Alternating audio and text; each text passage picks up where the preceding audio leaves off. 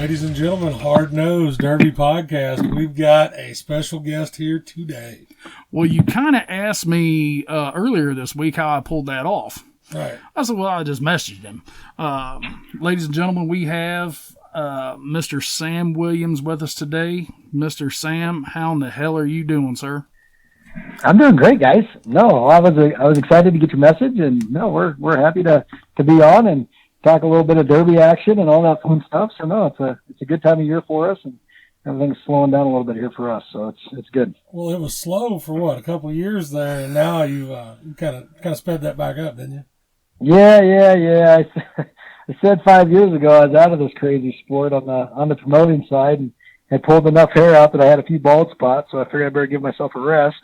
And now the kids are now through school, and they decided, hey, Dad, what if we give her another whirl? So I told them, I said, if we're going to do it, we're not doing it small. So if I have this much help, let's dive in and go big. So here we are. Well, we were actually just talking before we hit the go button, and I thought it was Chris's fault, and you actually said it was Nicole's idea. It was Nicole's idea. Yeah, we were sitting around one evening, and she said, Dad, what do you think about going back and promoting? And Chris had always been interested in it. I mean, Chris was raised in it, and Nicole's always kind of the quiet one behind the scenes, helping me on the business side. When we sold it to Smash It, we flew down on my own airplane there, and we talked to Smash It, and she was with me on every meeting we had with them. And it was interesting to hear the kids. I heard them on a podcast a couple of years ago talk about how they felt about selling it, and they were young enough. I didn't even think to ask them about how they felt about when I sold it. So no, it was interesting to hear how heartbroken they were when we sold it, and how much they enjoyed it. And so now I get to do it with them, and we're three partners, and we hammer down. Because now you have Nicole, who's really the behind the scenes, the paperwork, the registration, the sign-ins, the ticket stuff, and then you've got Chris, who's actually on the dirt, doing kind of leading your teching. Is that correct? Yep, Chris handles all the tech questions going into the show. Nicole builds out the website. She does everything marketing-wise. And so Chris handles all the questions. He handles the tech. He builds the crew himself. If there's somebody that he wants, in the last couple of years, if there was somebody he wanted and, he couldn't quite get the phone calls or whatever, I would help him with that. But now he's got a good enough name out there. And it's crazy to think at 20 years old, and Nicole's only 18, how much the people in the sport really respect them. And Chris makes all the calls. I very rarely ever go over there. Him and Cordell Hansen work great together as the head techs over there. And Chris has done a great job getting a name out for himself. And now we've got other promoters that are actually hiring him out to come tech their shows and do all that. So I got to sit on a conference call the other night with one of the big promoters out of Utah who's going to be using Chris again next year. So yeah, a lot of good stuff going. Sweet. Well, you did nothing short of pick up where you left off with dropping that Peoria show. I know that. Yeah, we were excited. Peoria got us a little bit nervous just for the fact that when I first initially went in there was two big parking lots across the street that I made the assumption, and you know what happens when you assume, I made the assumption that we got those parking lots. And when Nicole and I went and looked at it 3 months before the event, we kind of do an initial walkthrough. A couple months out, we do another walkthrough on a new facility, and then we do all the setup a couple days ahead of time. And Nicole and I did that second walkthrough, and I said, well, we're going to do this, we're going to do that. And they're like, yeah, you don't get those. And I said, what? Yeah, you don't get those parking lots. And so, yeah, we had to scramble quick and go to all one and dones. And we only lost 2 cars through the registration when we offered everybody their money back if they wanted it. And we went to one and dones, and obviously other promoters are now copying it, so it must have been an okay thing. But yeah, Peoria was a lot of fun.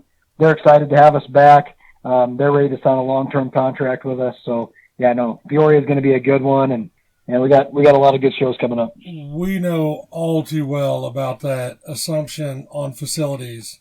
We learned the hard way last year when we did Mother's Day Madness, that 2-man street stock team show we did. We got up there and they were like, well, yeah, you've got the whole facility, but you can't use this or this, and make sure that nobody parks over here, and then you're going to have to fence this off. And we were like, maybe you ought to tell us what we can use. Yeah. Because we were sitting there afterwards, and I was like, that list of what we can to what we can't is a whole lot smaller. And people don't understand all the arena stuff, but it's tough. We, I mean, like you were saying, we were trying to squeeze, 2 or 3 days worth of stuff into one day. And whenever they started checking stuff off the list that we couldn't use, we were like, woof. But we made it work. Track Shot was huge in that. Like they helped promote that a lot. Yep. They're true professionals. They see spaces all the time and they can make things work. Oh yeah. Yeah. It was cool with all that stuff. Yeah. That, and you were talking about that one and done stuff.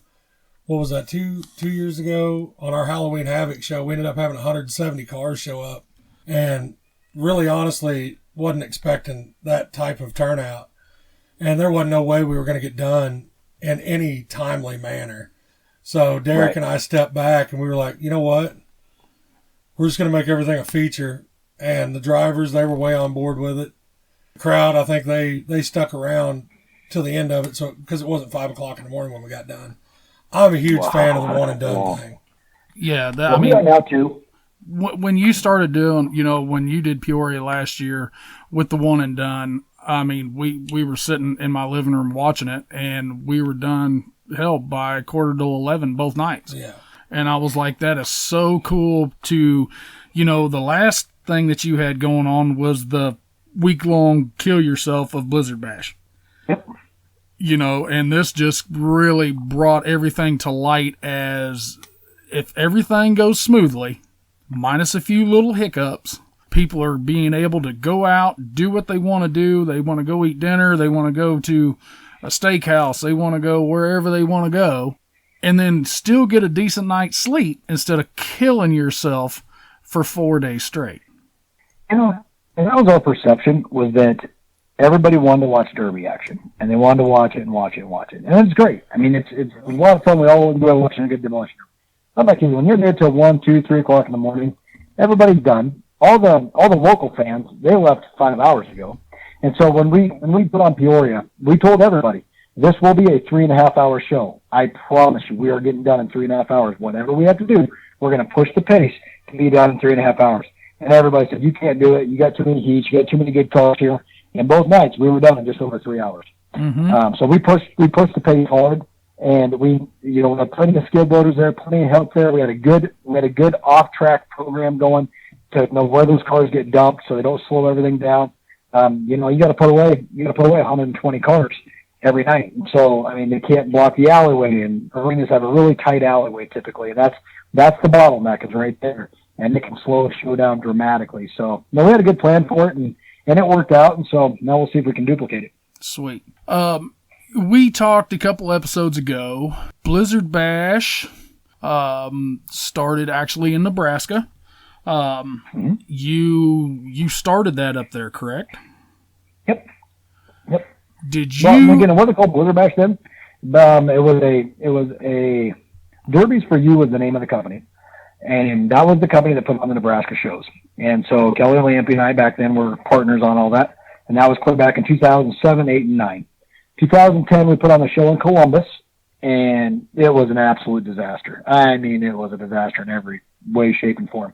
So at the end of 2010, we started looking at arenas, and we went to every arena within 5 states, and every one we went to, and we were actually in Kansas City Kemper Arena, and they said, you ought to go check out Topeka, Kansas.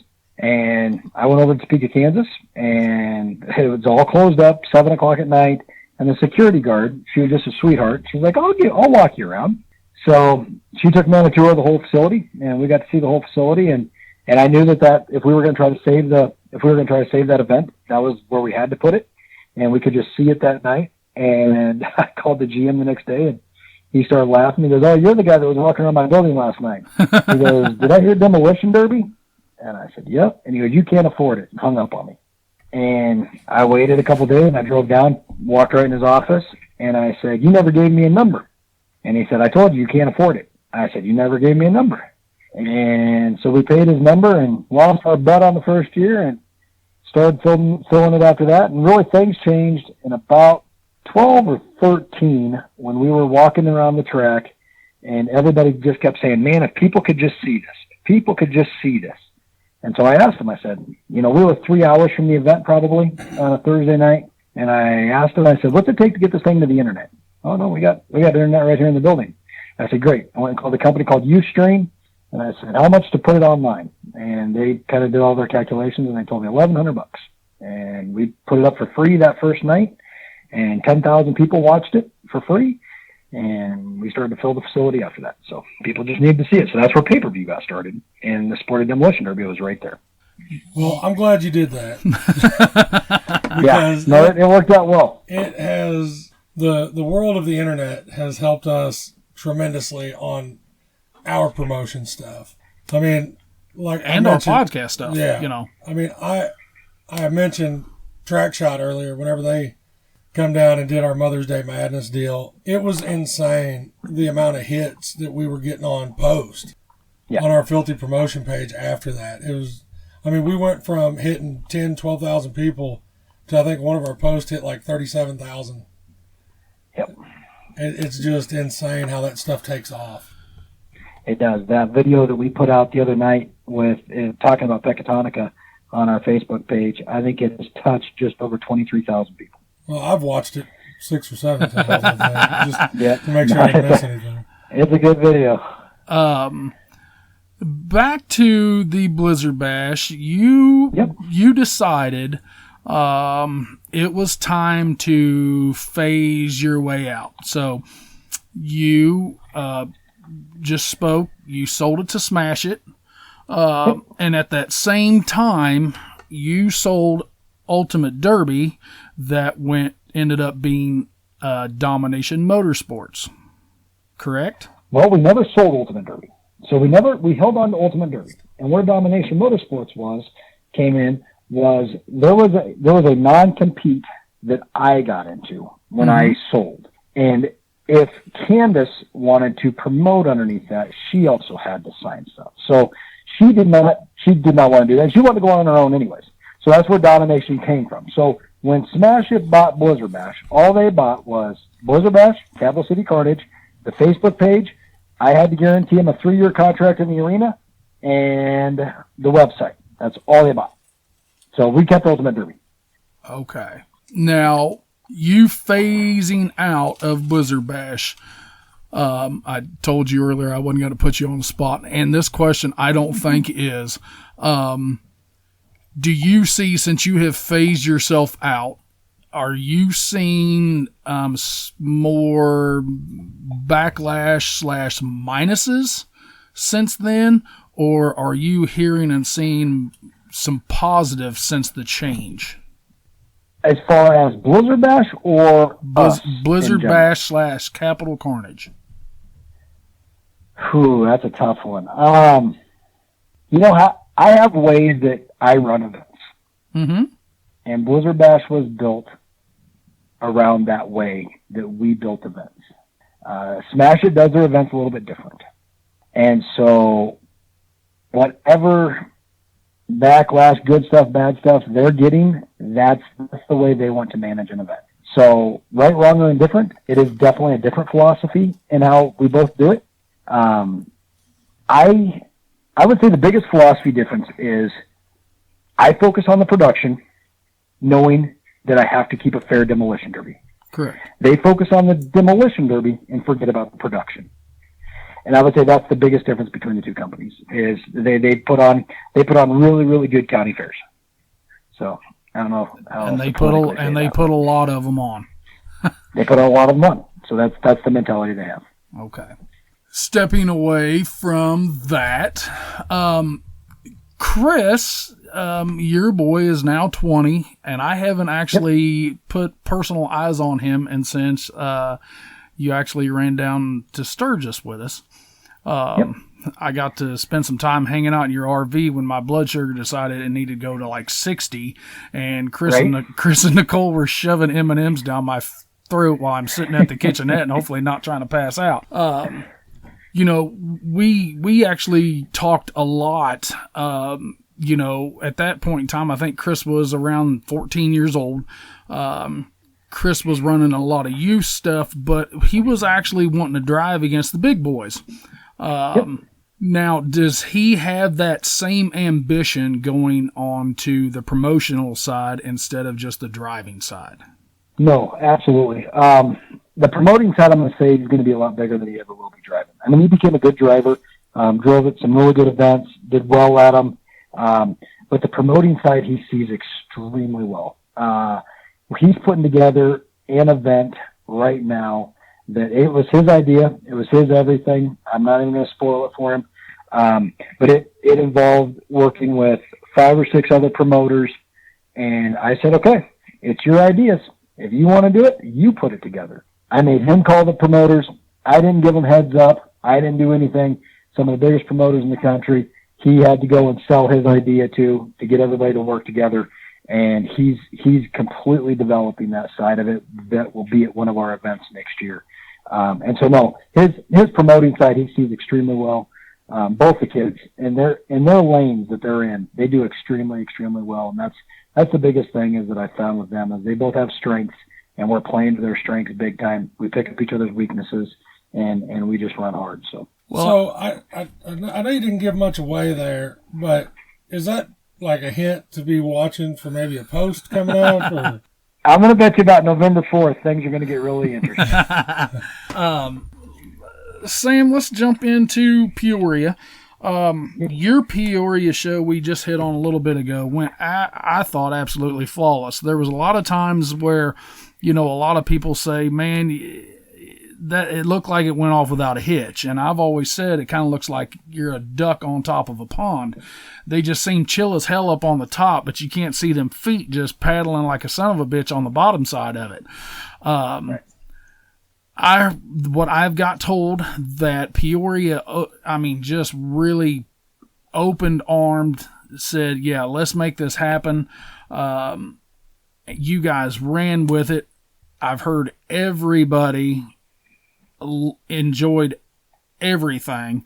The only kind of a nut kick, and I don't even really consider it a nut kick, was first year, new dirt, soft track. What did you guys do from the Friday night to where you saw a lot of those guys running those 21s and 23s getting buried to not seeing that so much on the Saturday night? Well, a lot of it was the drivers working with us and changing their tires.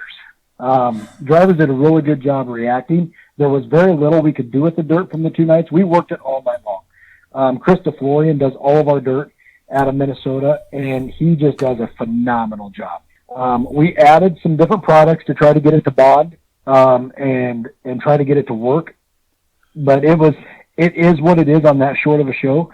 On a 2-day show, what you get is what you get. If it's a 4-day show, we got time, like at the Blizzard Bash. We had a soft Thursday night one night.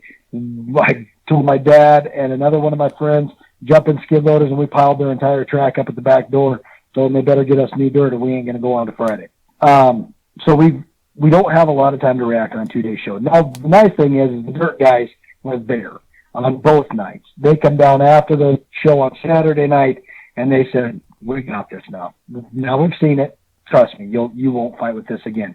Same thing that happened in Topeka. Once the dirt guys get to see what we're doing and the needs of it, it'll be really good. So the nice thing is I got Chris now who handles all of my tracks. Chris DeFlorian, he handles all the tracks. When we signed the contract with Rapid, he was my first call. Hey, Chris, we're in Rapid now, and we need a good track. So he's already working with dirt contractors in the area to get us a really solid track here for next year. Because both of us sitting here at this table, we both got to partake in throwing some Quikrete and shit out on there trying to get that track solidified. Not fun. No, that was the year that we got to make we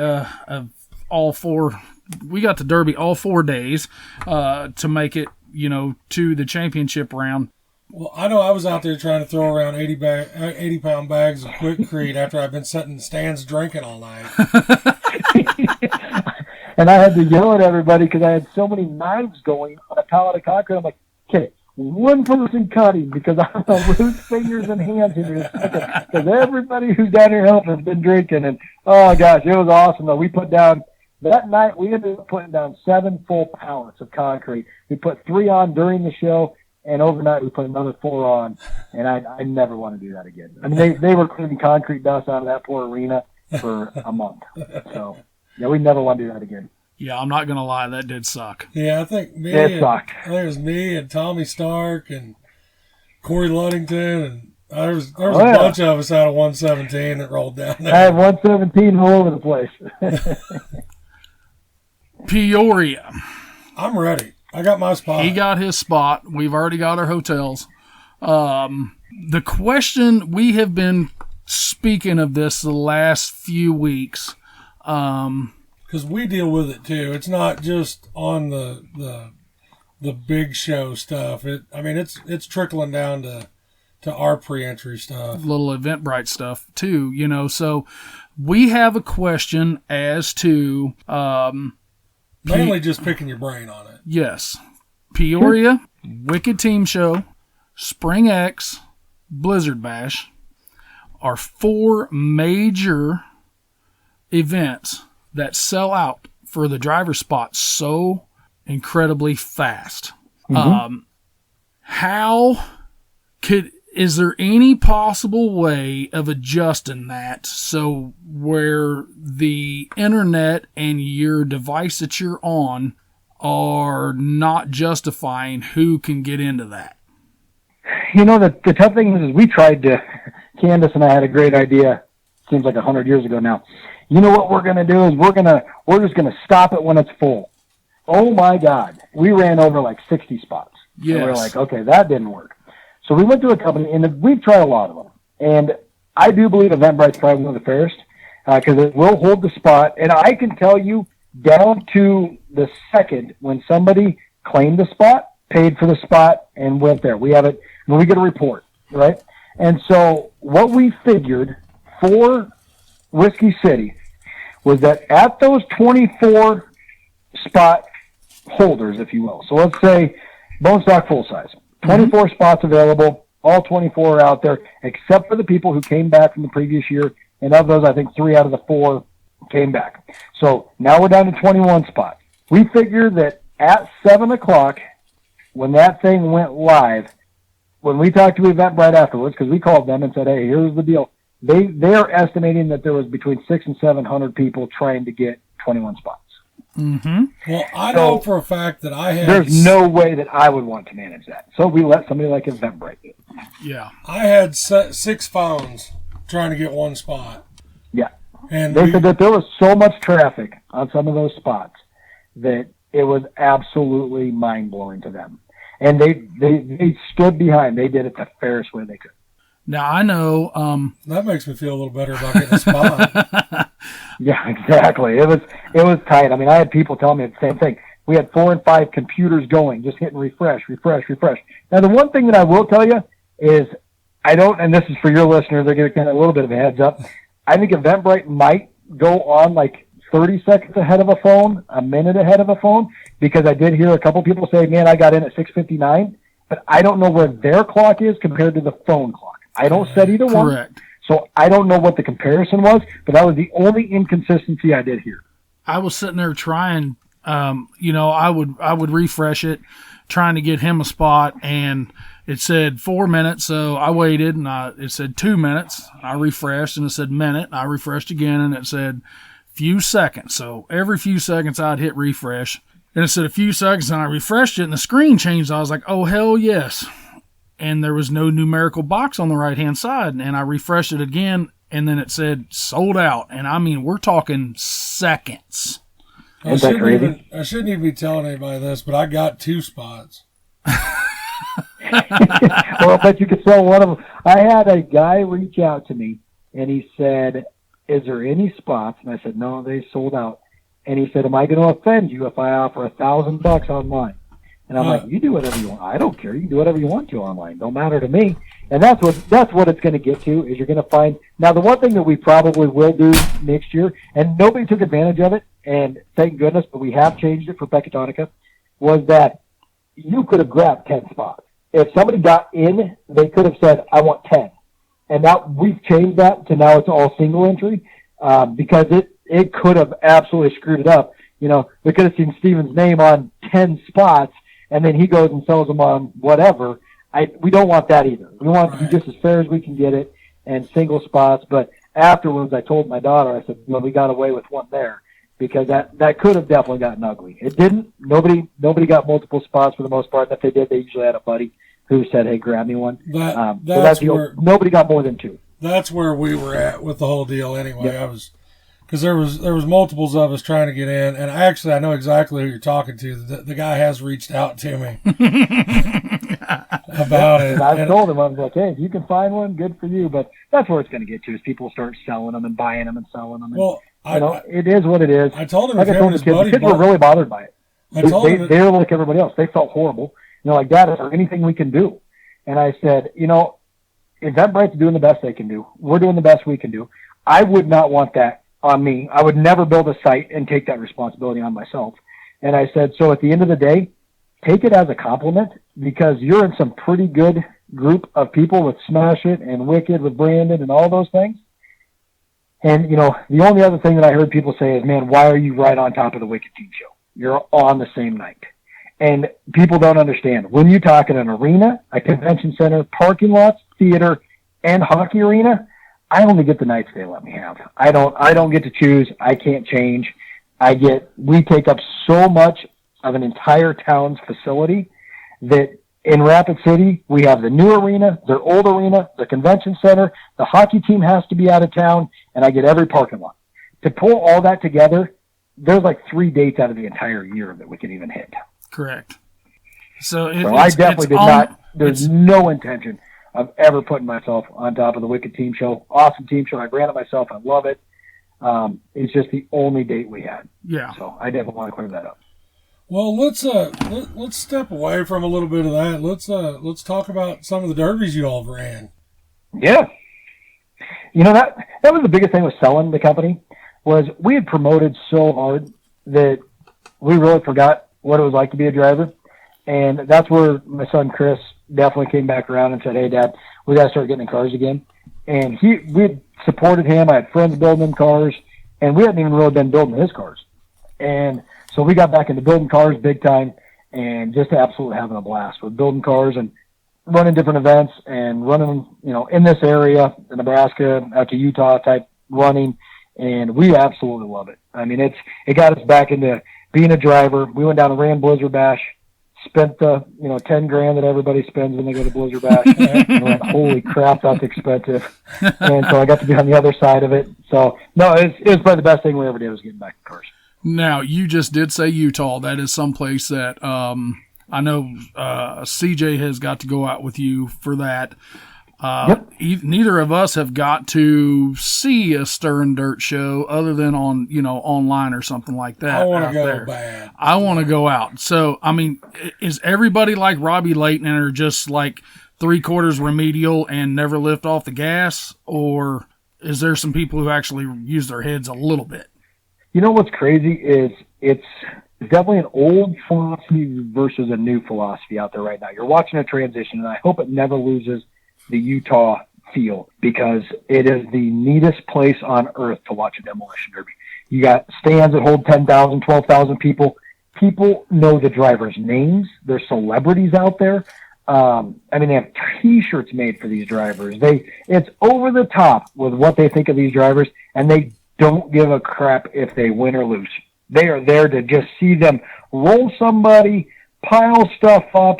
I mean, it is the craziest mentality. And you'll watch some of the best drivers in the entire Western U.S. roll somebody over and get out and jump on top of their car. They win the Derby. They jump out like they didn't do anything and just shake everybody's hands. So it's an amazing deal. And I tell all the drivers from back here is you've got to make it through those first 5 or 6 minutes, but hold on because it's freaking coming.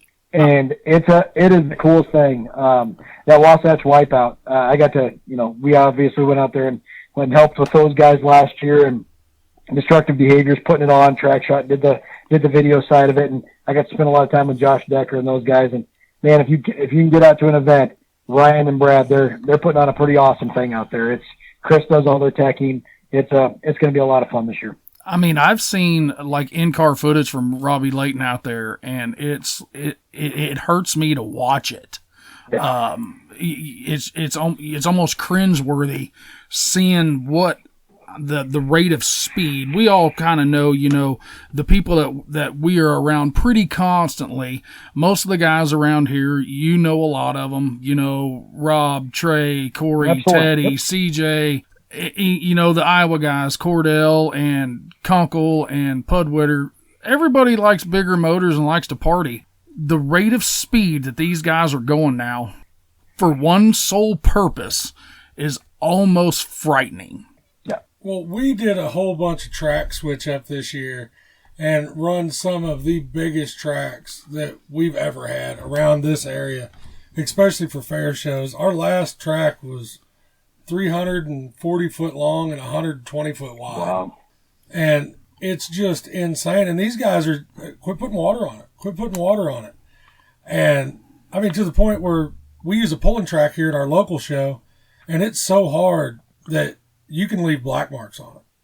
Blizzard bash That's type, wild. when you would put somebody on the wall and just let them roast the tires off. That's what these guys were doing in the middle of our derby track. And we're pissed when we put a little bit of glaze on it just to slime it a little bit. And first guy, Teddy, looked over and said, "No water." Yeah. And I was like, so the last show, we didn't put none on, and it started to throw some dust, which I don't want dust going into any crowd's eyes. They're not here to watch a circle track race. They're here to watch a demolition derby. So we put just enough of it on it to knock the dust down, and I don't know how fast they were going when they were hitting each other, but I swore they were running 50 or 60 when they're hitting. It was crazy. And that seems like what every Utah derby is. Yeah. It is. Yes. It is wild. And they're great drivers. And they can turn it down. You watch when they get to top 3 or 4, they'll turn it down a little bit, and they'll go into the driving, like what we do. But, man, up until that point, holy crap. But they pay their Mad Dogs big. Then they're paying the Mad Dogs $5,000-$6,000, and, you got 3 or 4 Mad Dogs. They're just encouraging it. So, no, it's a blast to watch. I've rattled my teeth more than once out there. Well, Sam, how did you even get started in this sport? Yep. So my dad was a preacher, and he started about 16 years old. And when he got into preaching, this was kind of his outlet. And so I've been raised around it my whole life. He never left town much. It was back then you didn't travel much. That's back in the TNN days and all that kind of stuff. But no, he had a great little build that he did on a Mopar build that he did. And I kind of cut my teeth on Mopars at 15 and came up that way. And so, nope, I've been around it my whole life. He just shakes his head now at where the sport has gone to and all that kind of stuff. He used to come to Blizzard Bash and watch, and he was the tech that would do the prayer for me before Blizzard Bash started. And so, no, it's a lot of fun to be able to do it with him now and stand back and kind of watch where it's built to. So it makes for an interesting Thanksgiving when you get him and Chris and myself all sitting around just talking derby. So it's a lot of fun. Sweet. Yeah, and now Chris and Nicole and everything, that end of it is just going to keep on going, and that's got to be awesome for you to just sit back and kind of watch where they're going to go ahead and try to take it even farther than what you have taken it. And it is, and they've got so much, they've seen it so much that they really have the right personalities for it. We had a Peoria last year, we had a heat that kind of slowed down at the end, some friends, and they decided, that they were just going to park each other, and I don't know if they split them. I have no idea, but it wasn't the ending that the crowd wanted. So let's just leave it at that. And one of the guys up in the stands starts throwing beer cans down. I'm going to go confront him. Where Chris handles it completely different. He goes over to the clown and he goes, "Hey, go lighten up the crowd. Let's go." And so he took a completely different avenue. And he's like, "Dad, you don't need to go confront him. I got it. Just let the clown do his thing." And so they see it so well. And so where we've taken it, and like I said, we played each other's strengths and weaknesses so well that, you're going to watch. We'll transition this next year to Chris being on the track, having all the call, me being on a headset up higher and being able to see the whole track. But yeah, it's just going to slowly transition more and more responsibility to them. So it's an awesome thing to be able to do. And watch them grow up in a business. I mean, they get to make business decisions all the time. Hey, we need to spend this kind of money. Here's how much money you have. What do you want to do? And what was really mind-blowing is that these people in the crowd knew Chris, that he can like tie them up in a pretzel and leave them there.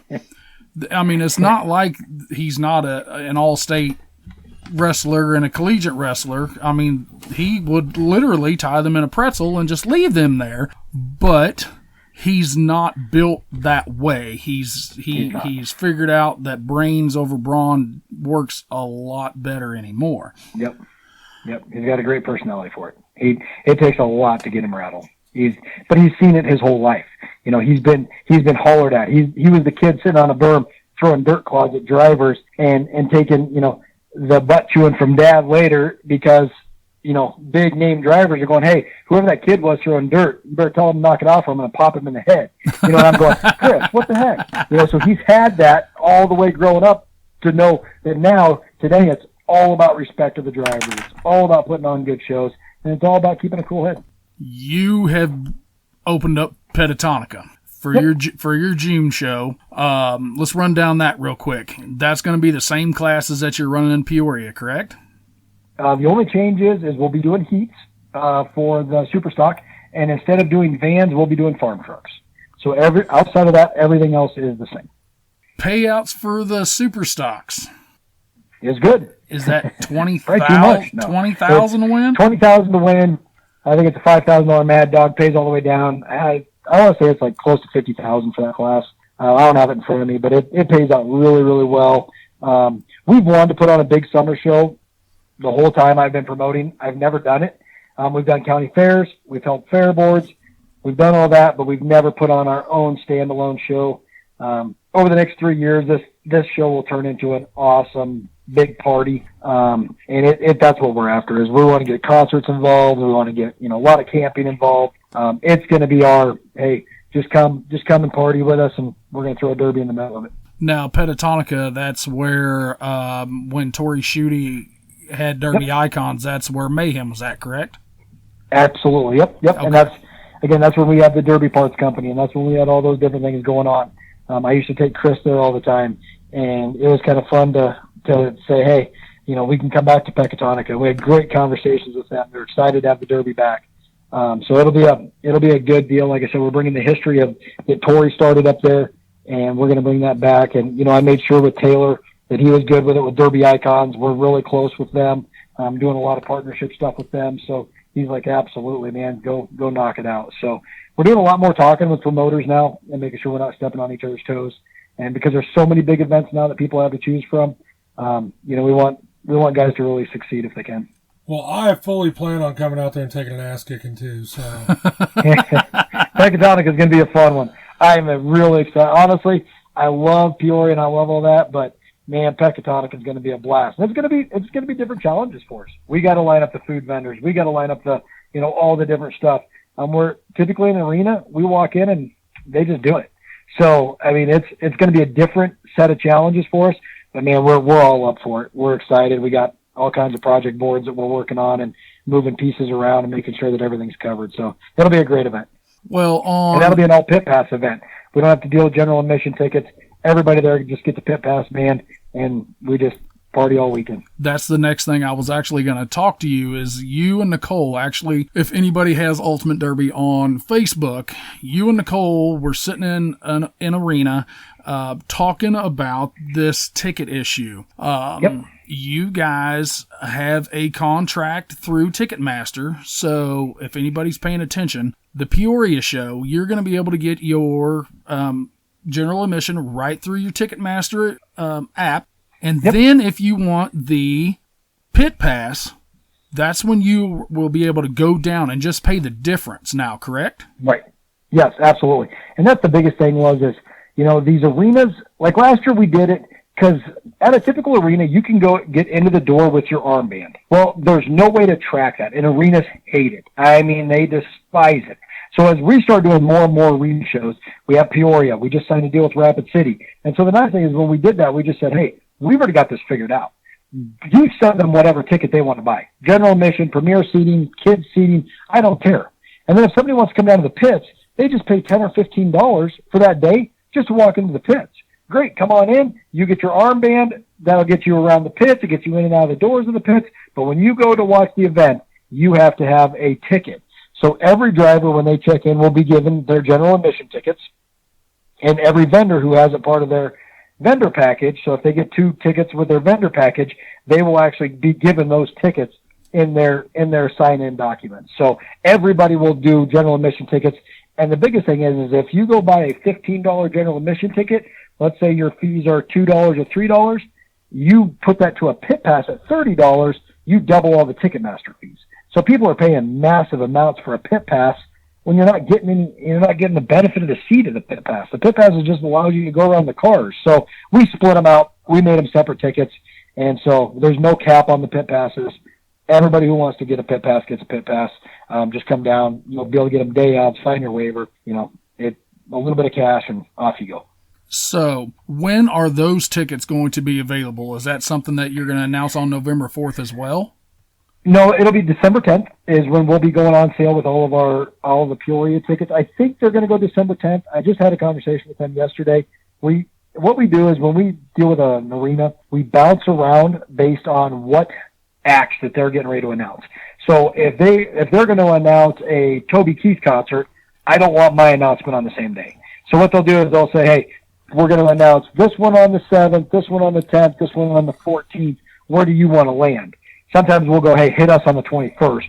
Then we kind of have our own announcement date. Or because we're so much Derby people, if they're just crammed up, we just say, hey, put us against the lowest selling act, and we'll come out the same time they do. So we think December 10th is the date we've requested, but they'll come back to us and tell us what day works best. The last thing that I want to holler at you about, sure. You just spoke about a South Dakota arena. Yep. Without giving too much details, that info is going to be launched on November 4th now, correct? Yes, sir. Yes, it is. Do you want to give just a little bit of teaser before the November 4th, or are you just going to make everybody wait? No. You guys asked to talk to us, so absolutely, your viewers can kind of get the first hint of this thing.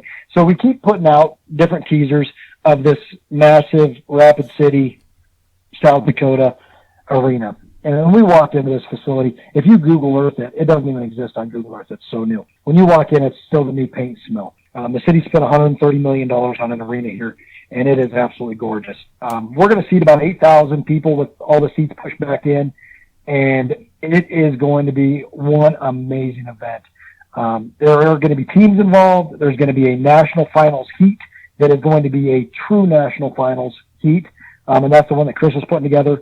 But all that information will be coming out November 4th. We are working with other promoters as qualifiers into the national finals heat, and it's going to be an amazing show. Pecatonica will be a qualifier, so 1, 2, and 3, and Mad Dog out of Pecatonica will qualify for that heat. But it is going to be one of the best paying heats that this sport has seen, and it's going to be a heck of a show. It's going to be 3 days long, and it'll be a lot of fun. It'll be November 2nd to the 4th of 2023. And it's going to be, they have the parking lots, they have the room, they have the arena, we have a full contracted hotel on property, so it's going to be good. Well, if you need an announcer, you just holler at me, because I would love to be part of that show. Absolutely, man, absolutely. Well, Sam, man, we appreciate you getting on here with us on your weekend. We know you're busy as all get out. We are we're ready for Peoria. Like I said, not quite. He's still got to build a car. We're not either. But man, we appreciate you getting on here, taking time out of your busy schedule. We have backed this thing since you announced Peoria. So it's so awesome that it's working for you guys and Chris and Nicole and everybody. And next time, I do need a favor from you, though. Next time you see Cordell, I need you to slap him upside his head, tell him that he needs to grow out of that extra medium shirt, and give a brother some recognition. That's awesome. I will pass that along to him for sure. He's a great guy. He's helped us a bunch. He's been a great mentor for Chris, and he is kind of the guy behind the scenes that helps us a lot. So, Cordell, we have a really, really good team. And I tell you what, it's guys like you that are doing what you guys are doing and getting the word out there for us. Without social media, without the internet, without podcasts, without all that kind of stuff, nobody would even know who we are. So thank you guys for having us on. And you know what? Anything you guys ever need, just let us know. And holler at us whenever that sponsorship stuff comes out, because Hard Nose wants in on that. Okay. Sounds good, guys.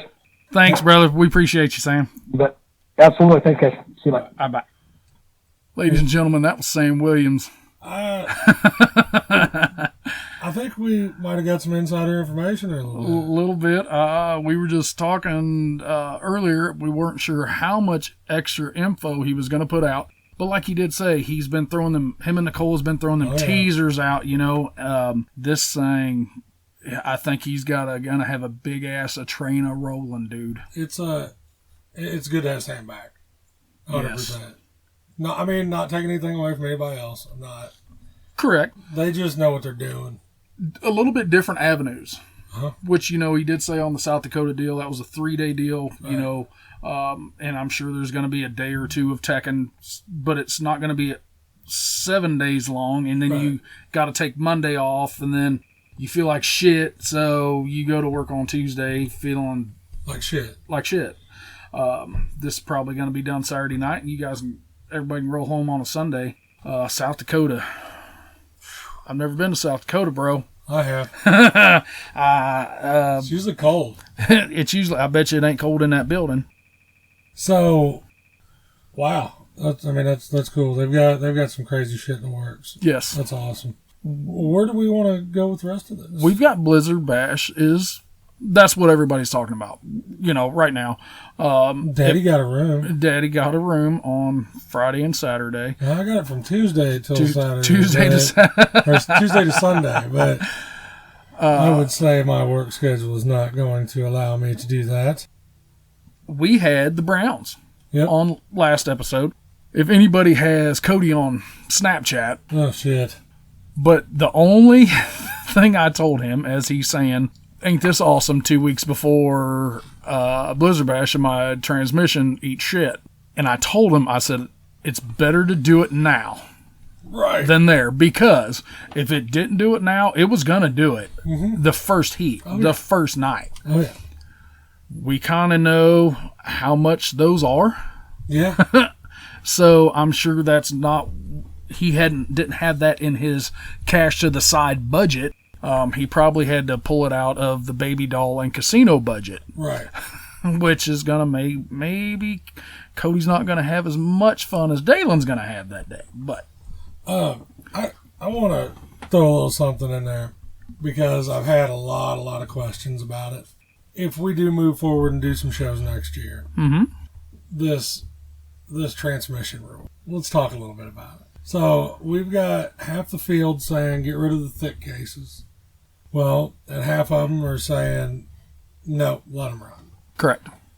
I've got mixed emotions on it because then are we pulling the 3 pedal guys out of the mix too? Because they've been doing this shit for years. Some of the, you say it's kind of split in half, and then you can actually take another half and make it a quarter where the guys who are saying let's leave the thick cases, but right, let's run the stock cross member stock tail shaft housing, you know, where you're not putting all the stuff on it. Some of them are saying, okay, let's make a rule, you can't lock it in, or firewall has to be completely cut out in the middle. I'm mixed because you get a lot of these guys who have figured out that they kept breaking transmissions, even not locking them in. Right. When they go up so high, shit's got to give somewhere. Right. So these guys have actually transitioned to these thick case transmissions and haven't had an issue all year. So in that token, they're saying, well, okay, you know, I'm getting kicked in the nuts here for something that I figured out that I wanted to spend my money on. So it's kind of one of those. Give us your feedback. Yes. Talk to us. Yes. It's one of those things that you're damned if you do, damned if you don't. We all know the price of these things are stupid. We all know that a not thick case, just a regular good built transmission, I think a heavy D is roughly $1,000. I think Jarrett GHE transmissions are that $900 to $1,400 range, you know. So if you're sitting there every 2 shows, you bust a transmission, that's pretty quick to rack up $5,000. And then the other thing I wanted to address is I know nobody's heard a beer crack on this podcast. You want to tell them why? Well, we're being big boys, and there is a Halloween boo walk for the kids. Yeah. We're actually remote, not in the dungeon. We're actually sitting in a camper. Yeah, at doing the fairgrounds. this. Yes. So So as soon as we get off this, we get to go hang some skeletons up. and cook some hot dogs for the kiddos, and cook some s'mores and some fog machines and all the good stuff. Dude, we are straight up 2 weeks From Showtime. from the Super Bowl. Yeah. I was wanting to touch just a little bit on Blizzard Bash this week. Next week, we're going to get down on it. I think our guest next week will, Don't tell them who it is. I'm not going to tell who it is, but They don't need to know that it will yet. enlighten, get a little bit different perspective on Blizzard Bash. Yes. Maybe away from the mod national qualifying type of build to a little bit more that's around here for the guys. I'm still a little salty with Smash It over getting rid of that stock class. Yeah. Peoria's stock class sold out in like He just said I was 6 competing fucking seconds. against like 700 people. less than 6 seconds, 4 seconds. Yeah. And I think Well, theirs would have done the same thing. It was a little bit of, it has every other year. Mm-hmm. It was a little bit of a nut kick, I'm not going to lie, to us lighter built builders. You know, I mean, like, As poor folk. yeah. I don't know. I've told you before, call me a pussy, whatever. I don't want to be in that hard shit. We've always said something's got to give. Car ain't It's giving. my back. Yeah, my neck and my back. I think there's a song about that. Something about licking something, sucking something from the backside. I don't know. There's the backside right there. But let's no, let's wind this one down. we really want to thank Sam. I messaged him earlier this week, and he was so quick to. He was like, "Yeah, no problem. When you want to do it." Well, and these are tools that help them. Yes. You know, and we've finally gained a little bit of traction with this shit. Like, Yep. I mean, it's taken us I don't know how many episodes, but we're finally pulling some people in. 5 continents. Yeah. 5 continents. That's it? This is bullshit. Come on, people. We're not going to do a geography lesson of how many continents are actually on the globe. But 5 is a lot. 8 different countries. It does That's not. it? Yes, it does not break down states. It gives us. Yeah, it does. Well, it doesn't say which upload for Right. each state. I can tell you that Overland Park, Kansas, has the highest download percentage in the United States, right next to New York. Which is insane to me. But I listen to a lot of shit from the East and the West Coast because I don't know what's going on out there.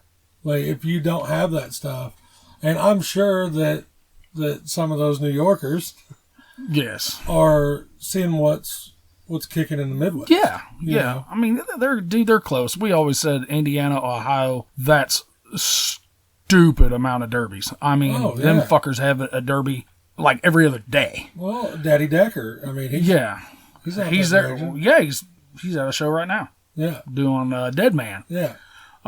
Which that shit looked cool. Oh, did you see the hearse? Yeah. And it leaves to Cedric. Adam Lemonedger needs to be in that hearse. I said somebody would get dead.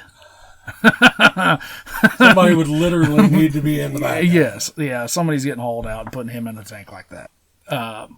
Sam, what can we say? I mean, stand up dude right there. You heard it. Yeah, like I said, he was so quick. And I mean, yeah, no problem. The only thing we had to worry about is he is actually on a different time zone. Right. We The cool thing with Sam was like, dude, it's business. Like, it is. like whenever he was joking around with us and stuff before we started recording and stuff. But as soon as it come to talking about what he's got going on, it's 100% business. Like, they're not fucking around. He's a PR guy. Yeah. I mean, and he's been a PR guy for a long time. He made Blizzard Bash what it is. Yep. And nobody can take that away from him. No, none, zero. I mean, you can't you can't build something of that status to make that work, without not knowing a little bit about what you're doing. I can't read all this, but our editor actually has all this stuff. There's more than 4 pages of states, but the top upload per state is Missouri for the state in total. Well, hopefully. Illinois, Wisconsin, Kansas, Michigan, Colorado, and Minnesota are the top 1, 2, 3, 4, 5, 6, 7, with a very close Texas right behind them. Huh. We'll take a look at that. That's wild. That's Thanks to you guys for hitting those shares, hitting those uploads. Well, I would say with numbers like these, it's about time for us to start giving some shit away. Yep. Because I have been getting a few messages about, hey, where can I buy some merchandise? Our editor is actually our designer as well. She has gonna have a huge shirt order that she's gonna have to get through before we can do any of that good stuff. But yeah, I'm thinking maybe a package like we did for our first one. Yeah. He got the very first Hard Nosed Derby podcast shirt. She made her badass tumbler with it. A couple stickers and a koozie out as well, It just happened to be the guy from Shelbina that won it. Right. Which 6 days later, we were going to have a derby there. So that we didn't have to worry about shipping anything. But we'll put together another contest. Yep.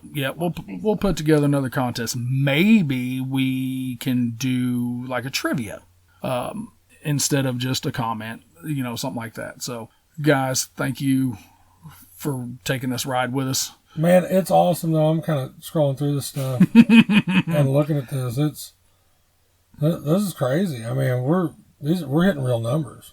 Like, what did you say last week's episode was? 30? In the first day, yeah. I think, so roughly one a week. So we've been kicking this for a little bit, and thanks to all the great guests, we're gonna have more guests. I mean, we're up there, that 2,500. Yeah. Mark. Sam doesn't know this yet, but my intention is to take all of our equipment to Peoria that weekend and maybe get Chris on here and maybe Nicole. And I'm going to take Mr. Extra Medium shirt, and I'm not going to give him a choice, and I'm going to pin him down in a hotel room and let him sit down. Oh, that sounds kinky. Well, he might like it. I mean, but that, is Cordell, and he's from Iowa, so. Got any last words, brother? Oh, man. Keep doing what you all are doing. We appreciate it. We really do. Make junk, boys.